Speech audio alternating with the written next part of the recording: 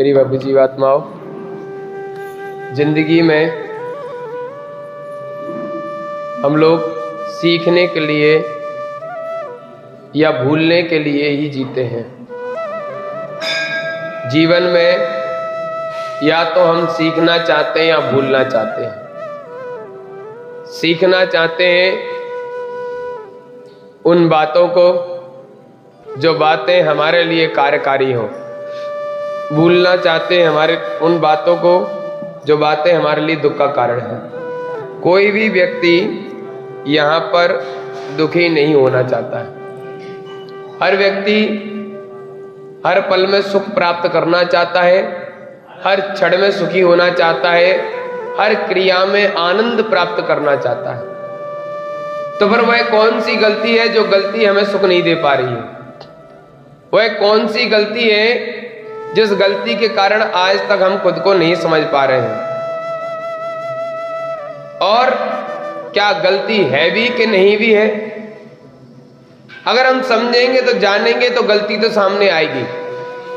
कहते हैं अगर कोई चीज हमारे पास हम चाहते हैं और वो नहीं आ पा रही है तो या तो पाने का तरीका गड़बड़ है, या वो चीज गड़बड़ है, या उसको आज तक समझ नहीं पाए, ये गड़बड़ है।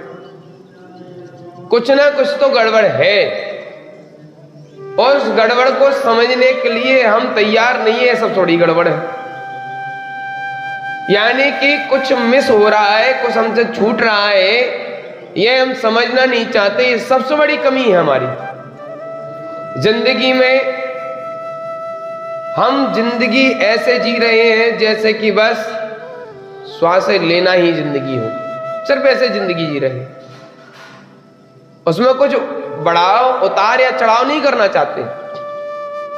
भूलना उन चीजों को चाहते हैं जो चीजें हमारे लिए अच्छी नहीं है, और जानना उन चीजों के लिए चाहते हैं जो चीजें हमारे लिए अच्छी हैं। और ना तो हम भूल पा रहे हैं ना तो हम जान पा रहे हैं। कारण क्या है? तो ज्ञानी जन कहते हैं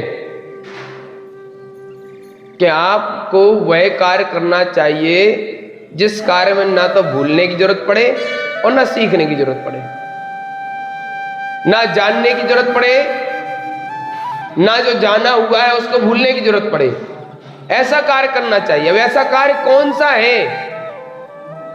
कौन सा ऐसा कार्य है जिसमें कुछ जानने की भी जरूरत ना पड़े और कुछ भूलने की जरूरत ना पड़े? तो कहते हैं ध्यान करना चाहिए।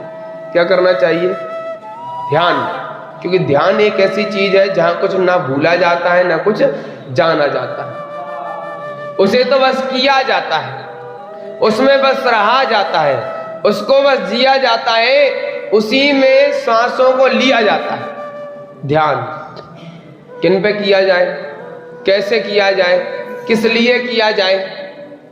तो कहते हैं भक्ति अगर किसी कारण से की जाए तो भक्ति नहीं होती है, क्योंकि निकांक्षित अंग पालन नहीं हो पाएगा। भक्ति अगर किसी कारण से की जाए तो वो भक्ति नहीं होती है, क्योंकि भक्ति कुछ और नहीं है, भगवान के प्रति समर्पण है। भगवान के प्रति भी समर्पण नहीं है, भगवान के सिद्धांतों के प्रति समर्पण है। और इसलिए समर्पण है कि ऐसे सिद्धांत हमारे जीवन में उतर आए। इसलिए कहते हैं अकारण कुछ होता है तो वो भक्ति है, जिसमें कुछ भूलने की और जानने की जरूरत ही नहीं पड़ती। बस समर्पण कर दिया तो कर दिया। जो भूलने वाली वस्तु होती है वो अपने आप भूल जाया करते हैं, और जो जानने वाली वस्तु होती है वो अपने आप जान लिया करते हैं। भक्ति ऐसी हुआ करती है, ध्यान ऐसा हुआ करता है। इस दुनिया में ध्यान एक ऐसी प्रक्रिया है जिसके द्वारा जो आपको भूलना है वो अपने आप भूल जाएगा, और जो आपको जानना है वो अपने आप जानने में आ जाएगा। हम दो ही चीजों से जीवन जी रहे हैं, दो ही कारणों से हम जीवन जी रहे हैं। उनमें कारण यही है कि या तो हम कुछ सीखना चाहते हैं या हम कुछ भूलना चाहते हैं। इसलिए हम लोग परेशान हैं, इसलिए सुख नहीं मिल पा रहा है, इसलिए सुख की अनुभूति नहीं हो पा रही है, इसलिए सुख का आभास भी नहीं हो पा रहा है। अपने लोग कहते हैं ना कि सुखाभास है, ये सुख का आभास भी नहीं है। ये सुख का आभास नहीं जिसे हम सुखाभास कहते हैं, ये दुख का आभास है, दुख का। इससे दुख आवासित होता है, क्योंकि एक एक क्रिया दुख उत्पन्न कर रही है। एक एक क्रिया, एक एक प्रक्रिया हमें दुख की ओर ले जा रही है, एक एक प्रक्रिया हमें दुख दे रही है, और हम कह रहे सुखावास है। ये सुख का आवास भी नहीं है। तो बोले आचार्यों ने तो कहा ये सुख का आवास है। नहीं, उनने कदापि नहीं कहा। उनने तो आपके मन को समझाने के लिए लिखा है, कहा नहीं है। क्योंकि ऐसे नहीं तो ऐसे मान लो, क्योंकि आप सुख तो मान ही रहे हो, तो कह दिया जाए सुखावास है। ध्यान एक ऐसी प्रक्रिया है जिसमें ना तो सुख किया जाता है ना दुख लिया जाता है, ना तो दुख छोड़ा जाता है ना सुख को लिया जाता है। यह भी होता है ध्यान में। जहां आप निर्विकल्प रहो, निश्चिंत रहो, निकांचित रहो, निसंकित रहो, वो ध्यान होता है। सामायिक की प्रक्रिया नहीं समझ पाए आज तक हम लोग, इसलिए सामायिक जिंदगी में आज तक हुई नहीं किसी के। जो तय करके बैठता है 48 मिनट के लिए हमें बैठना, उसकी सामायिक कभी हो ही नहीं सकती। जो व्यक्ति ये तय कर लेता है कि हमें तो सिर्फ 48 मिनट ही मौन बैठना है, 48 मिनट ही हमको सामायिक करनी है, वो व्यक्ति कभी सामायिक कर ही नहीं सकता। क्योंकि वो सोच के ही बैठ रहा है 48 मिनट 48 मिनट 48 मिनट, उसके दिमाग में 48 मिनट चल रहे हैं, सामायिक नहीं चल रही है। कई व्यक्ति तो सामायिक में जाप उठा लेते हैं कि जाप कर ले, उनके दिमाग में सामायिक नहीं चल रही, जाप चल रही है। क्योंकि आजकल मैं देखता हूं लोग क्या करते हैं कि सामायिक के समय में जाप करना प्रारंभ कर देते हैं, सामायिक के समय में कुछ पढ़ना प्रारंभ कर देते हैं। मुझे तो कहीं शास्त्रों में ऐसा पढ़ने सुनने में नहीं आया कि सामायिक के समय जाप करनी चाहिए, स्वाध्याय नहीं। सामायिक वो है जो सम स्वरूप सम भाव रूप है, जहां समता प्राप्त हो वो सामायिक है, जहां ना कुछ अच्छा हो ना बुरा हो वो सामायिक है। अरे भैया 48 मिनट की सामायिक से केवल ज्ञान होता है, और वहां अच्छा बुरा जाप नहीं चलती, तब केवल ज्ञान होता है। वहां जाप नहीं होती सामायिक में। आज ध्यान की प्रक्रिया कोई जानता ही नहीं कि ध्यान कहते कैसे हैं। सामायिक के मतलब ही नहीं जानते कोई। 48 मिनट मौन बैठ जाना सामायिक नहीं है। वहां धैर्य रखने के लिए, चुपचाप बैठने के लिए कहा है, और चुपचाप का मतलब यह होता है कि मन भी चलायमान ना हो। मन वचन काया की एकता से सामायिक करना सामायिक है। अब बोले कई लोग सोचेंगे कि हम तो आज तक यही करते आए, सामायिक के समय या तो कुछ पढ़ते आए या जाप करते आए। ध्यान रखना, मैं औरों का अनुभव नहीं बता रहा, मैं खुद का अनुभव बता रहा हूं। मैं जब सामायिक करता हूं तो मैं ये भी नहीं सोचता हूं कि मुझे नवकार मंत्र पढ़ना है। नवकार मंत्र का भी ख्याल ना रहे। गौर से सुनना इन बातों को। भगवान की मूर्ति का भी ध्यान ना रहे, नवकार मंत्र का ख्याल ना रहे, भगवान की मूर्ति का ध्यान ना रहे, घर गृहस्थी का भान ना रहे, परिवार का ज्ञान ना रहे, तब जाके सामायिक हो पाती है। सारी चीजों को भुला देना ही सामायिक है, या सारी चीजें जहां स्वयं भूल जाया करते हैं उसे सामायिक कहते हैं। तो आज तक आपको किसी ने समझाया ही नहीं, बतलाया ही नहीं, क्योंकि आप तो कथाकथित ज्ञानियों के चक्कर में जो फंसे हो। आपके कथाकथित ज्ञानियों ने आज तक आपको ज्ञान दिया ही नहीं है। मैंने गृहस्थ जीवन की एक बात सीखी है, उस बात में एक चीज को मैंने जरूर देखा है। जब मैं गृहस्थ जीवन में कभी कभी चला जाता हूं ध्यान करने के लिए, पता करता हूं ध्यान करने के लिए, वो नहीं, ये ध्यान करने के लिए पहले जीवन कैसा था लोगों का, ज्ञान की जिज्ञासा कैसे कैसी होती थी, तो मैं वहां एक ही चीज पाता था। वो चीज एक ही थी, दूसरी नहीं थी। क्या मैं अपनी गृहस्थ जीवन की माँ को जब पता करता हूं, उनके बारे में जब विवेचन करता हूं आज के समय में, तो वो ज्ञान की प्यासी तो थी, ज्ञान की जिज्ञासा उनके अंदर थी कि भागवत हुआ करती थी, कुछ हुआ करती तो 3-3 किलोमीटर पैदल जाया करती थी। कैसे जाती थी? गाड़ी है, सब कुछ है, फिर भी उस पर बैठ के नहीं जाना है। मैं उस समय पूछता था, माँ गाड़ी होने के बावजूद भी, कोई साधन होने के बावजूद भी, वहां जाने के लिए अपने पास सब कुछ पर्याप्त साधन है, फिर भी उसके बाद भी पैदल क्यों? तो कहते थे ज्ञान लेने के लिए कभी सवारी पर बैठ के नहीं जाया जाता, ज्ञान लेने के लिए विनम्र भाव से जाया जाता है। जबकि उन्हें वहां ज्ञान नहीं मिलना है, खूब जानते हैं। मैं पूछता था वहां ज्ञान मिलता है क्या माता? तो कहते बेटा ज्ञान कहीं नहीं है, बस जाते हैं तो कम से कम पाप कर्मों से बच जाते हैं। सोचो, ज्ञान की जिज्ञासा उनको भी थी, परंतु ज्ञानी ज्ञान देने वाले नहीं थे वहां पे। मुझे कई बार लगता है कि सेम कंडीशन आप लोगों की भी है, कि ज्ञान की जिज्ञासा आप लोगों की भी है, परंतु आज तक कोई ऐसा ज्ञानी नहीं रहा जिसने सम्यक ज्ञान को देने की परिभाषा रखी हो। हर व्यक्ति ने अपना बनाने की चाहत रखी है, आपको आपका बनाने का किसी ने चाहत नहीं रखी।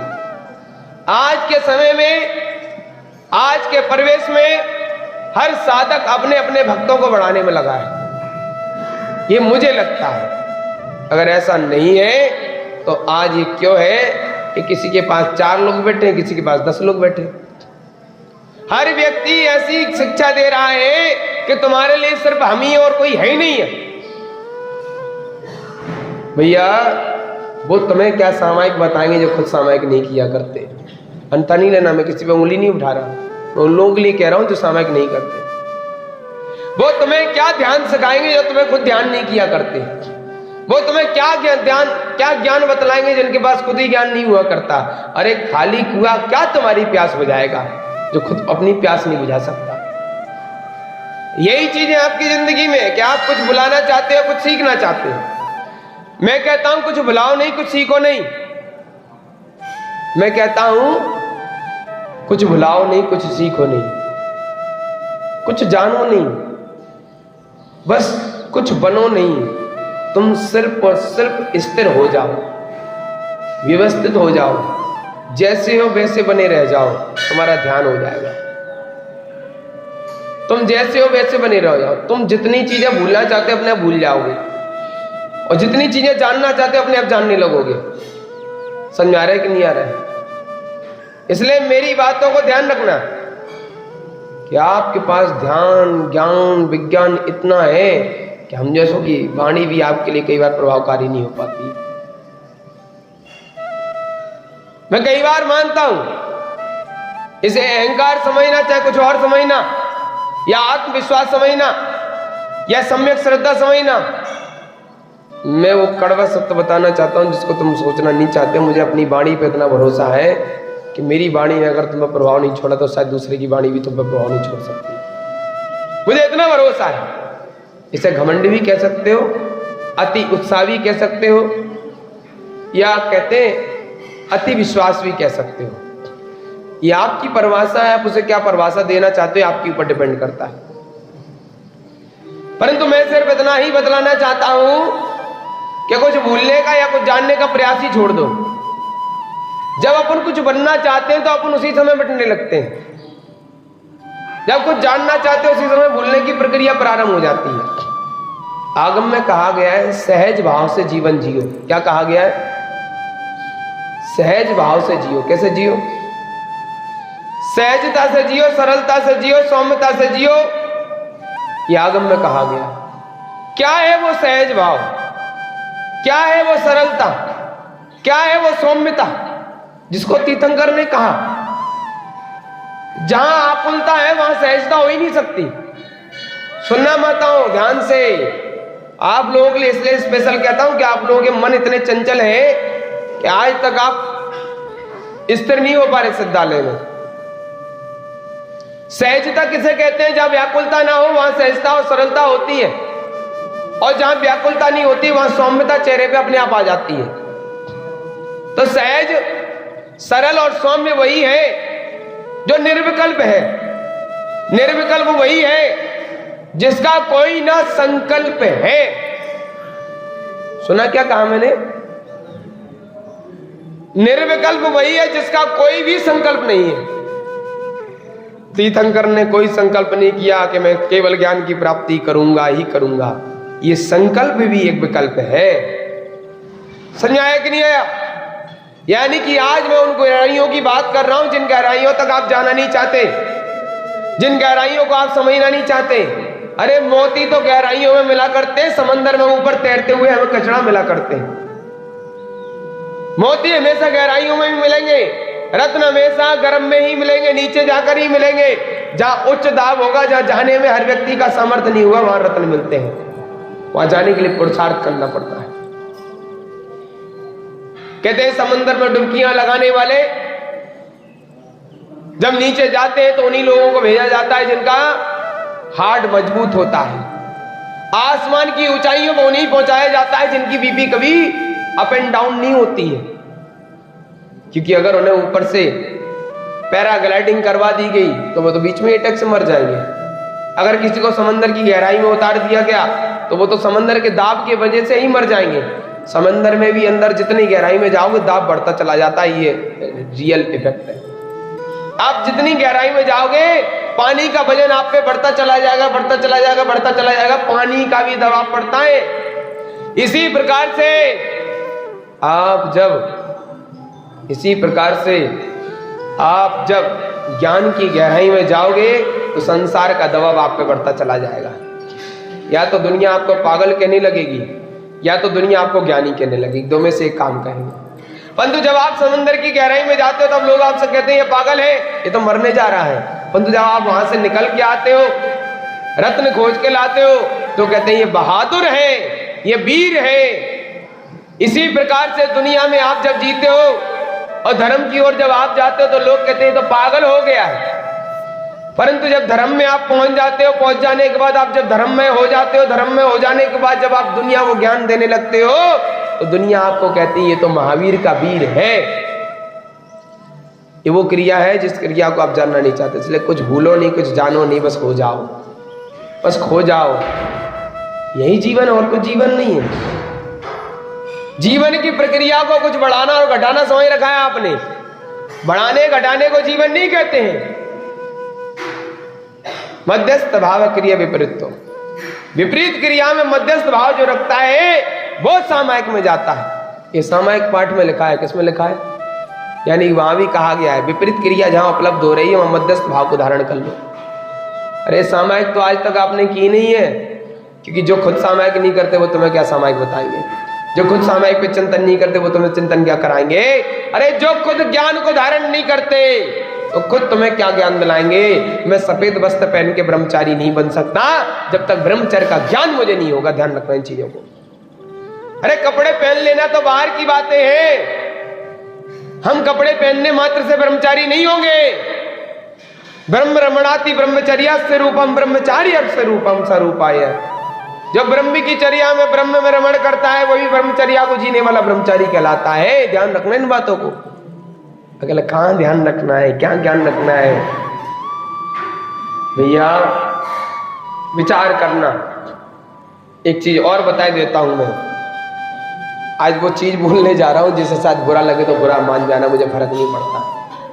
सफेद वस्त्रों को देख के वंदना करना। माता सुन लेना मेरी बात को, ध्यान रखना इस बातों को। किसी के भी तन पे अगर सफेद वस्त्र दिखे, बैरागी त्यागी वृत्ति दिखे, उसे वंदना जरूर करना, उसको आहार जरूर कराना, उसको प्रेम वात्सल्य जरूर देना, परंतु हर बात को उसकी नहीं मानना। समझ आया कि नहीं आया? प्रेम वात्सल्य रखना परंतु विवेक के साथ रखना, चिंतन मंथन करना परंतु विवेक के साथ करना। अरे भैया ध्यान रखना, हर एक की चर्या एक जैसी नहीं हो सकती, परंतु चर्या से किसी का अपमान नहीं करना, चर्या देख के किसी की अवमानना नहीं करना, स्वयं का बचाव करना, दूसरे पे घात नहीं करना। अगर वह बेचारा जाने अनजाने में कुछ अज्ञान भी दे रहा है तो उसको एकांत में जाके कहना आप हमारे धर्म के रक्षक हो, आपको ये शोभा नहीं देता है। एकांत में कहना, सबके सामने उसकी बेइज्जती नहीं कर देना। ध्यान रखना, ये विवेक लगाना, ये विवेक सिखाना चाहता हूं आपको, क्योंकि 8 सम्यक दर्शन के अंगों में ये अंगों के प्रकार है स्थितिकरण और उपगुहन। वात्सल्य प्रभावना के हेतु से किसी भी कारण से किसी भी जीव का घात ना हो जाए, एक किसी अबोध के मुख से ऐसा ज्ञान ना निकल जाए जो किसी को अज्ञान दे दे, ये ध्यान रखना है। इसलिए मैं आप लोगों से कहता हूं, वो क्या आपको ज्ञान देंगे जो खुद ज्ञानी नहीं, हम क्या आपको समझाएंगे जो हम खुद नहीं समझे। अगर हमें खुद ज्ञान नहीं आता, हमें अधिकार नहीं आपको समझाने का। मैं आपसे जब भी बात करता हूं अपने अनुभव की बात करता हूं, शास्त्रों की आज तक बात नहीं की होगी, क्योंकि मुझे पता है कि कल के दिन अगर मेरे उसमें से कोई ऐसा वाक्य बोला जिसको किसी ने तोड़ मरोड़ के पेश कर दिया तो आपको भ्रांति पैदा हो सकती है कि शायद ब्रह्मचारी ने हमें गलत तो नहीं सिखाया। परंतु जब मैं अपना अनुभव साझा करता हूं तो आपको भ्रांति उत्पन्न हो ही नहीं सकती, क्योंकि वो अनुभव ऐसा है जो यथार्थ है, सत्य है, जिसको बारे में आप पता भी कर सकते हो। इसलिए कहा जाता है सामयिक तो आज तक आपने की ही नहीं है, समय पास किया है। समय सार तो आज तक आपने पढ़ा ही नहीं है, अहंकार को जरूर गढ़ा है, ये जिंदगी में तुमने उतारा है जैनियों, इसलिए तुमने जिन शासन का झंडा ऊपर की जगह नीचे कर दिया है। जीव मात्र की बात करने वाला जिन शासन आज जैनों की बात नहीं कर पा रहा, कारण क्या है? जीव मात्र की जहां बात सिखलाई जाती है वहां द्वेष मात्र की बातें हो रही, कारण क्या है? जहां कल्याण का बात सिखाया जाता है वहां अकल्याण मार्ग हो रहा है, ऐसा क्या कारण है? कभी विवेक लगाया? इसलिए मैं कहता हूं या तो जानने में गड़बड़ी है, या समझने में गड़बड़ी है, या तुम में ही गड़बड़ी है। जो है सो है, तय तय कुछ ना कुछ तो गड़बड़ी है, क्योंकि अकारण कोई कार्य नहीं होता है। इसलिए मैं कहता हूं कुआं के पास जाना तो कुआं को मिटारना नहीं, भले ही वो खाली हो। क्या कह रहा हूं मैं? कुआं जब होता है ना तो कुआं कई दिनों तक खाली पड़ा रहता है, कोई इसको बंद नहीं करता है। समझ आ रहा है कि नहीं आ रहा है? कुआं की कोई तोड़ फोड़ नहीं करता है, क्योंकि उन्हें पता होता है कल के दिन इसमें पानी आ सकता है। इसी प्रकार से अगर कोई भी त्यागी वृत्ति है, कोई भी साधक है, उसके पास मुद्रा है परंतु ज्ञान नहीं है, तो उसकी मुद्रा के साथ छेड़खानी करना समाज का अधिकार नहीं है, क्योंकि हो सकता है आज नहीं है कल ज्ञान आ सकता है। ये भूल गए आज के लोग। मुनियों पे उंगली उठाना आसान है, मुनि बन के चलो तो पता चल जाएगा। समझ आया कि नहीं आया? अरे भैया तत्व ज्ञान की बात मैं भी करता हूं, चिंतन मंथन कराने का प्रयास मैं भी करता हूं, परंतु मुनियों पे उंगली उठाने के लिए मैंने आज तक नहीं कहा। कहता हूं कि भैया कुआं बड़ी मुश्किल से खुदा करता है, खुद जाए तो उसे पूरा नहीं करो, उसे बंद नहीं किया करो। क्यों? क्योंकि पानी आने की संभावना खत्म हो जाएगी। इसलिए कोई त्यागी वृत्ति है, कोई मुनराज है, अगर आज उनके पास ध्यान और सामायिक का प्रकार नहीं भी है तो उनसे यह कहने का अधिकार आपको नहीं है कि घर पे बैठ जाओ। क्यों? क्योंकि हो सकता है आज ज्ञान नहीं है, कल ज्ञान आ जाएगा, ये अधिकार नहीं है। परंतु आज जैन समाज तो इतनी प्यारी है कि कोई कमी देखी नहीं कि कपड़ा पहना दो। हे निर्लज्जो, एक बार तुम कपड़े उतार के देखो, जब तुम्हें पहनाए जाएंगे तुम्हारे आंसू आने लगेंगे।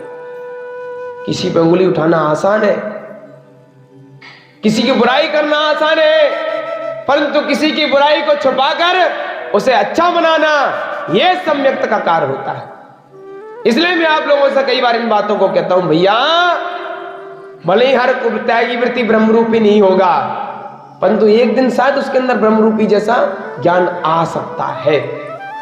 हम मानते हैं कि उस समय उसके विनय अवनय आप किस आधार पर करोगे आपका मानना है, परंतु मैं क्या कहता हूं, कोई भी साधक हो, उस साधक का आहार, उस साधक के जीवन में वैयावृत्ति का प्रकार धर्म में सहायक बने रहना।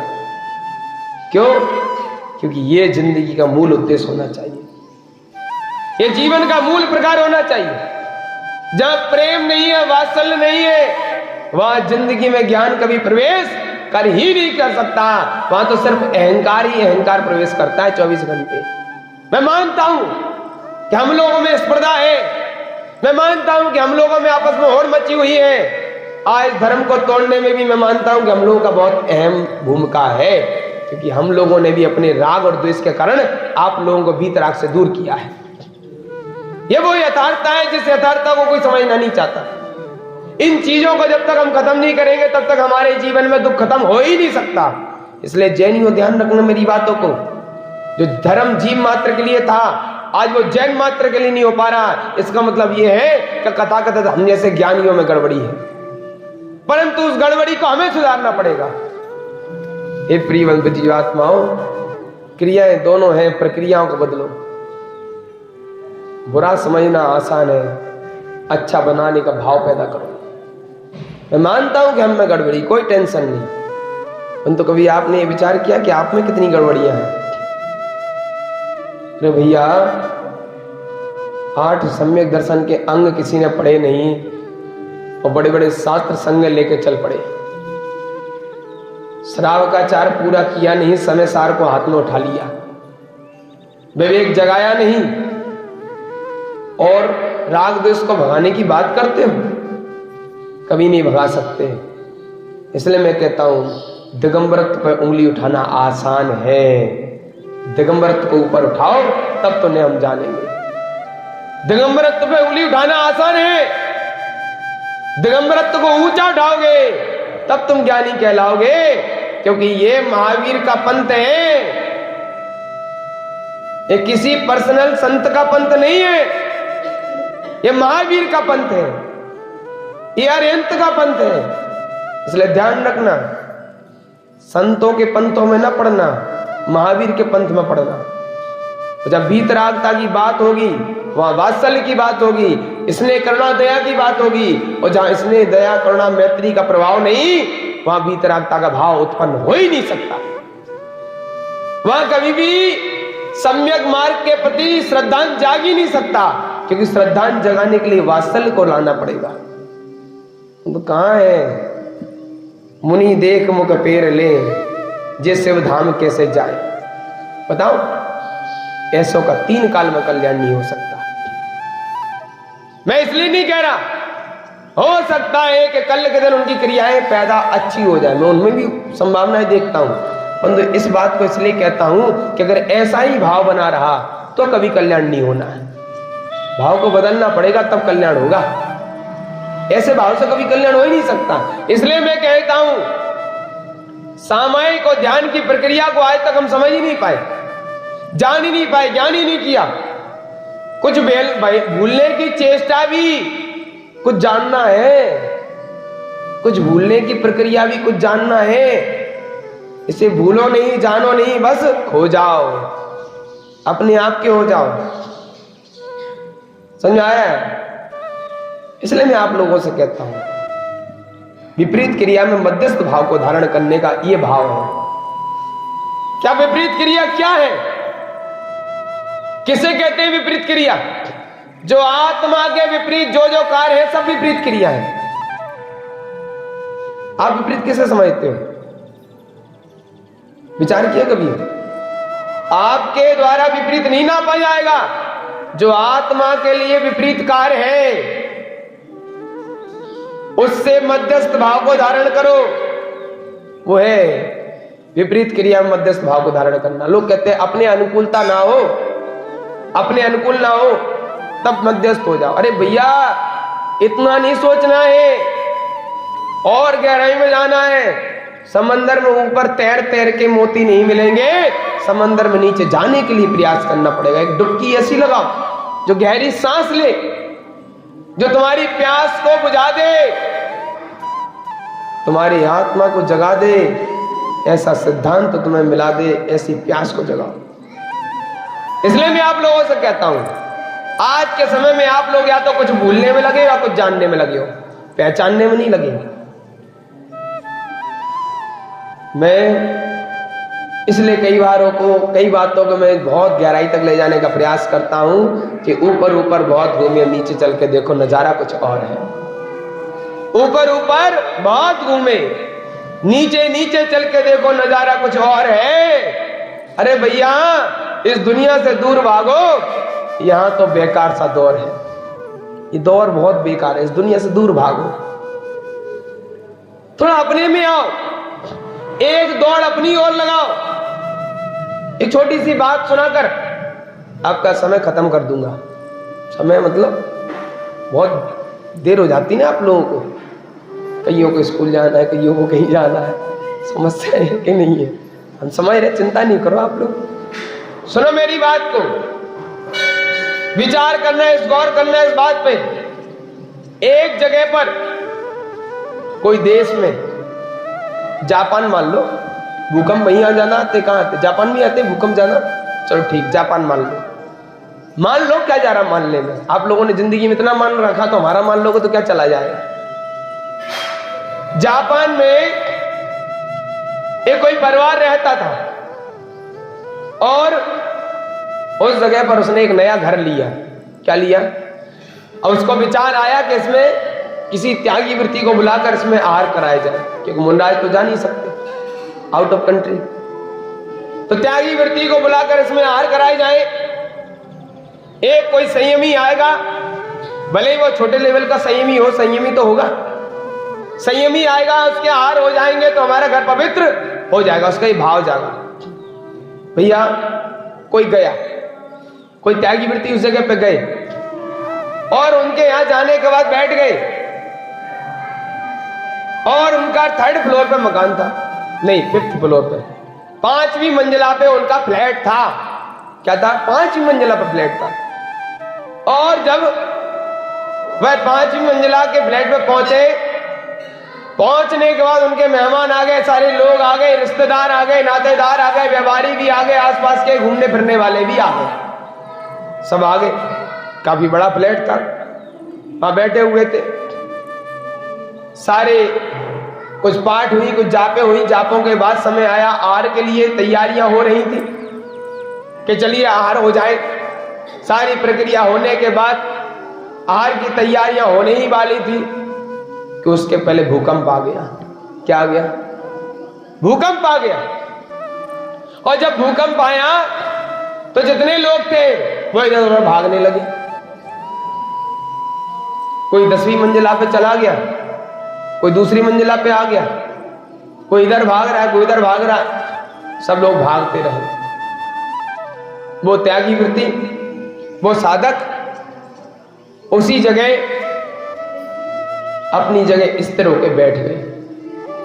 उनने वहीं पर पद्मासन लगाया और बैठ गए और बैठे रहे। भूकंप चल रहा है और वो बैठे रहे।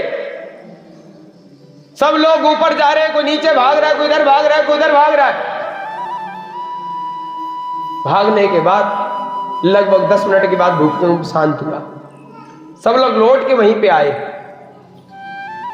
और उनसे कहते हैं कि हे साधक गण, हे संयमी, हम आपसे एक चीज पूछना चाहते हैं कि भूकंप आया, सब भाग रहे थे, क्या आप नहीं भागे? क्या आप क्यों नहीं भागे? उन्होंने कहा कि भागा तो मैं भी, दौड़ा तो मैं भी, दौड़ तो मैंने भी लगाई।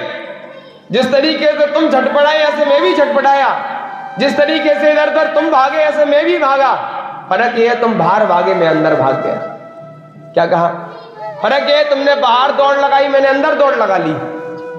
फर्क यह है तुमने और के लिए बचने का प्रयास किया। उनने कहा अरे बुद्धिजीवी हो, विचार लगाओ, 10वीं मंजिला पे तुम भाग गए, भूकंप तो 10वीं मंजिला पे भी है। तुम नीचे भाग गए, भूकंप तो नीचे भी है। तुम रोड पे चले गए, भूकंप तो रोड पे भी है। अरे तुम कहां भागोगे? परंतु एक ऐसी जगह है जहां भूकंप नहीं है, वो जगह है हमारे अंतरंग में, वहां भूकंप नहीं पहुंच सकता। बोले जब मरना ही तय था तो संयम पूर्वक क्यों ना मरा जाए? जब शरीर छोड़ना ही तय था तो आकुलता व्याकुलता में क्यों संयम शरीर छोड़ा जाए?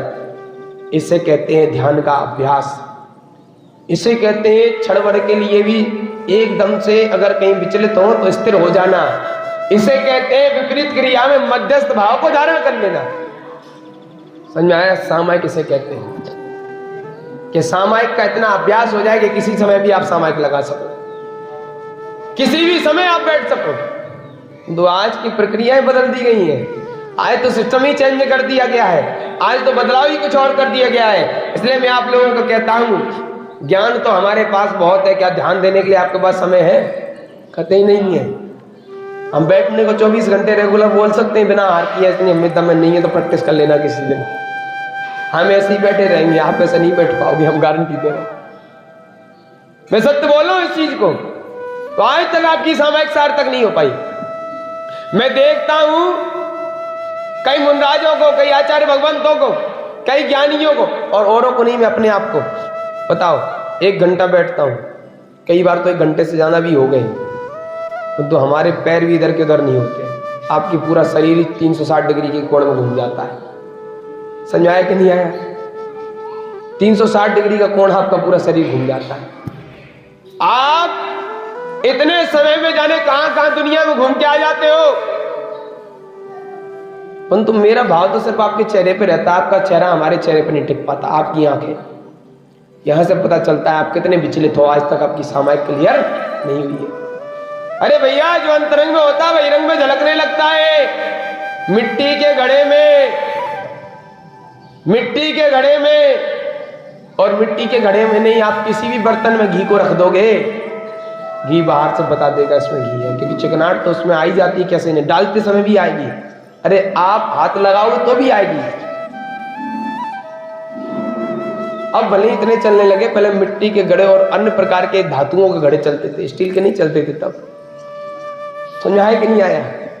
इसलिए विचार करना, मेरी बातों पे चिंतन मंथन करना कि चारित्र कितना भी ढाका जाएगा, उजागर हो ही जाएगा, चाहे अच्छा हो चाहे बुरा, अच्छा हो चाहे बुरा हो। चारित्र को कितना भी रोकने का प्रयास करना, वो तो बाहर झलक मार ही देता है। समझ आया कि नहीं आया? बुरा चारित्र होगा उसे नहीं ढाक पाओगे, अच्छा होगा उसे नहीं ढाक पाओगे। अरे चारित्र ही तो दिखता है, झूठी बिकता है। बिकता तो झूठ है, सत्य थोड़ी बिकता है, क्योंकि सत्य को खरीदने की किसी की औकात नहीं है। इसलिए बिक तो झूठ सकता है, सत्य नहीं बिक सकता। चारित्र दिख सकता है, अच्छा, क्योंकि जो है सो है, तय तो तय, वो तो दिखेगा। ये बब्बू जी बात माओ, उम्र कितनी भी ढांकना, समय के आधार पर दिख ही जाएगी। होता है कि नहीं होता है? कई जगह बड़े बड़े शहरों में, झांकी नहीं कह रहे, बक्सवा की, बक्सा में क्या होंगे नहीं लोग, हम नहीं कह रहे, आप लोग उंगली नहीं उठा रहे भैया, जाते जाते को बेरी बने। समझ में आया कि नहीं आया? आधा आधा किलो, 1-1 किलो, 1.5 किलो, मैं नहीं कह रहा इतना होगा, परंतु 200 ग्राम तो जरूर मेकअप होगा कई लोगों के लिए। यहां नहीं कह रहा मैं, परंतु हो सकता है यहां भी हो। मैं यहां की बात नहीं कर रहा, परंतु यहां भी हो सकता है। परंतु कितना ढांकोगे, दिखेगा दिखेगा। कई भव्य पुरुष सोचते हैं कि हम तो 24 घंटे जवां दिखते रहे, समझाए कि नहीं आए, परंतु नहीं दिख सकते। उम्र अपना हिसाब किताब बता देगी। समझाए कि नहीं आए? अरे वो तो कोई भप होते हैं जो कितने भी बड़े हो जाए जवानी ही होते हैं। नहीं समझे कौन?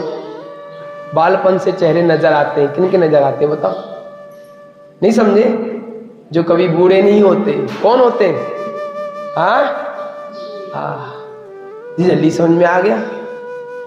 विचार करना मेरी बातों को कि आपका अंतरंग बहिरंग में दिख जाता है, भले ही पूरा ना दिखे, थोड़ा तो झलक जाता है। आपका अंतरंग बहिरंग में दिख जाता है, भले ही पूरा ना दिखे, थोड़ा तो झलक जाता है। इसलिए कोई तुम्हारे पास आ जाता है, कोई तुमसे दूर चला जाता है, कोई और कारण नहीं होता। यही कारण है कि वो समझ जाता है। समझ में आया कि नहीं आया? कोई और कारण नहीं है।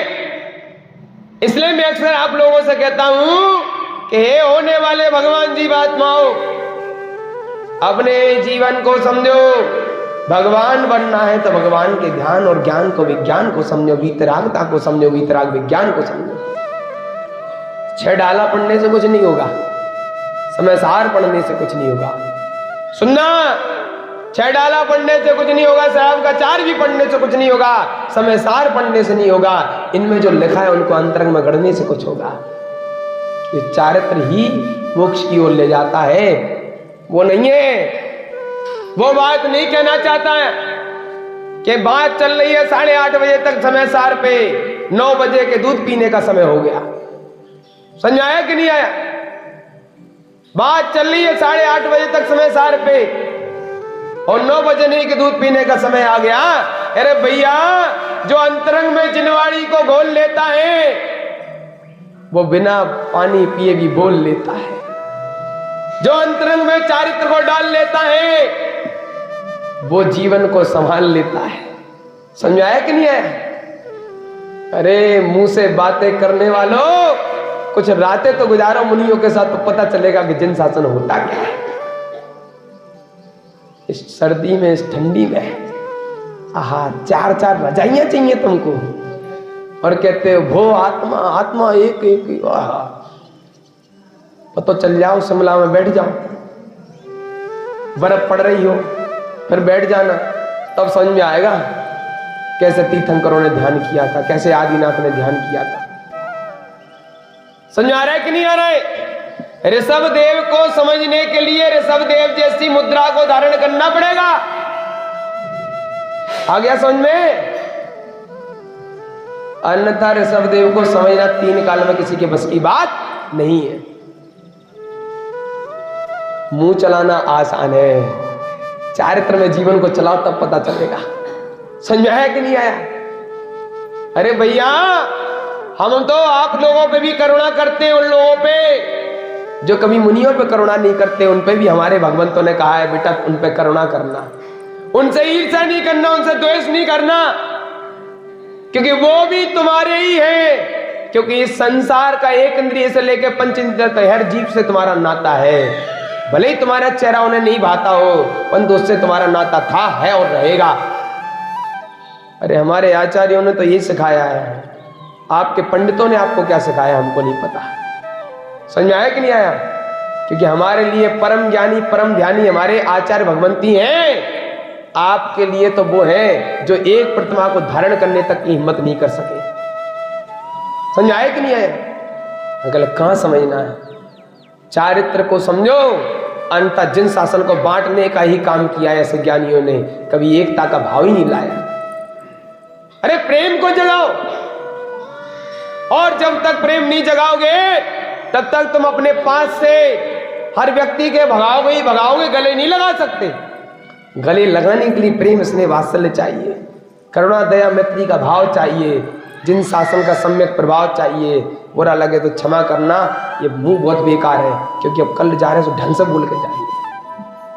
अभी तो एक रात और बाकी है, अभी कुछ कहना बाकी है, तुम्हें क्या सहना बाकी है, ये तुम्हारे लिए बाकी है।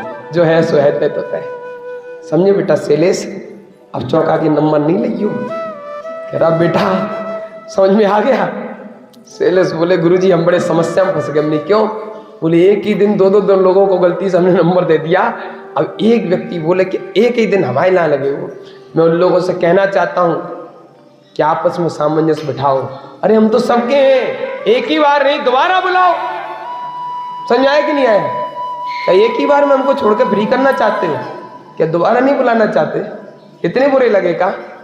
अरे भैया विचार करना, चिंतन मंथन करना, व्यवस्था बनाने वाले का भी ख्याल रखना, उसका भी ख्याल रखना।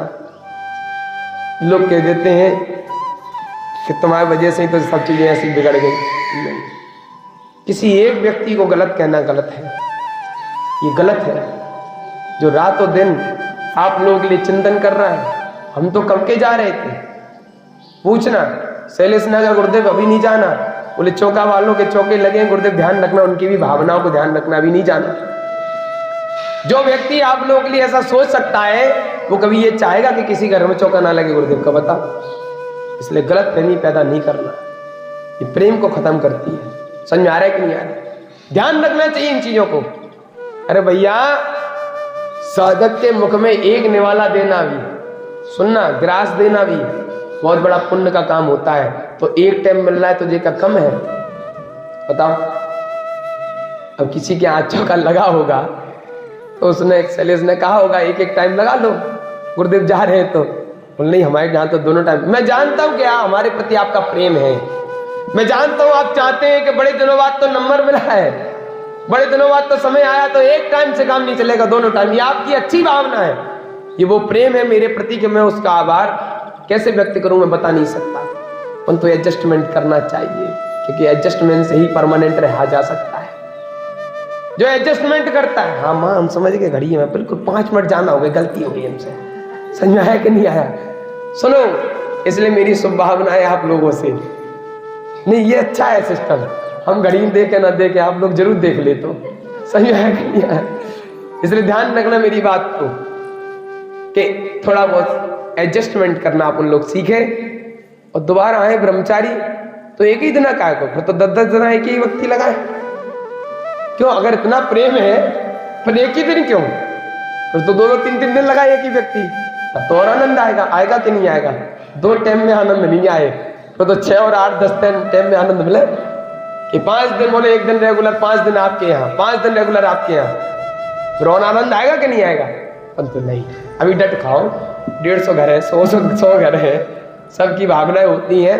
मैं मानता हूँ, मैं चाहता हूँ कि आपस में ऐसा सामंजस्य बिठा लिया जाया करे, किसी को बुरा नहीं कहा जा सकता। हाँ, प्रेम के वशीभूत होकर ही ऐसे शब्द निकलते हैं। कैसे निकलते हैं? सुनना शैलेश भैया, उन्हें प्रेम सोचो आपके गुरुजी से कितना होगा, कि जो चाहते हैं कि हम दोनों टाइम ही चाहते हैं, उनको भी प्रेम है।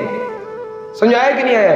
परंतु उसका भी प्रेम देखना चाहिए जो दूसरा प्रेमी भी तैयार बैठा है। जो प्रेमी का प्रेम देखता है वो प्रेमी कहलाता है, अपना प्रेम देखने वाला तो स्वार्थी कहलाता है। समझ आया कि नहीं आया? स्वार्थी नहीं बनना है, प्रेमी बनना है। मेरी शुभकामना है आप लोग एक दिन सब लोग सिद्ध बने, प्रसिद्ध बने, आनंद के साथ आनंदित बने और सरल, सहज और सौम्य बने। इन चीजों को ध्यान में रखते हुए अगर मुझसे इतने दिनों में नहीं, अबे नहीं कल, समझ आया कि नहीं आया? आज नहीं कल, समझ आया? इतने दिनों में अगर कुछ बोला हो तो ढंग से बुरा लगे, अच्छा खासा बुरा लगे, ऐसा बुरा लगे कि आपका भला हो जाए। मेरी शुभभावना है कि आपका तरण हो जाए, आपसे आपका मिलन हो जाए। इसी शुभभावना से नमः। सिद्ध गुरु महावीर भगवान की जन्मवाणी स्तुति।